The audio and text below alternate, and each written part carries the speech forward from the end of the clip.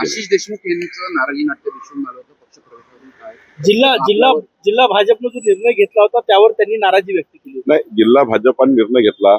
त्यांनी मला त्यांना भेटायला आणलं, एवढाच माझा त्या ठिकाणी माझ्या ऑफिसला ते आले होते. पण पक्षप्रवेशाचा निर्णय हा जिल्हाध्यक्षांनी आणि जिल्हा भाजपने घेतला आहे. त्यामुळं कोणी भेटायला आलं तर त्यांना भेटलं पाहिजे, हाच माझा एवढाच त्या ठिकाणी भाग होता. चंद्रकांत दादा पाटलांनी म्हटलेलं आहे की तिजोरीची चावी अजितदादांकडे असली तरी तिजोरीचे मालक आमच्याकडे आहेत. जोरदार टीका जी आहे ती अजित पवारांनी केली. नाही, कुठल्याही फायनान्स डिपार्टमेंट जे महाराष्ट्राचं आहे त्यावर अजितदादा, एकनाथ शिंदेजी मुख्यमंत्री बसूनच निधीच्या कुठल्याही विषयाचा निर्णय होतो.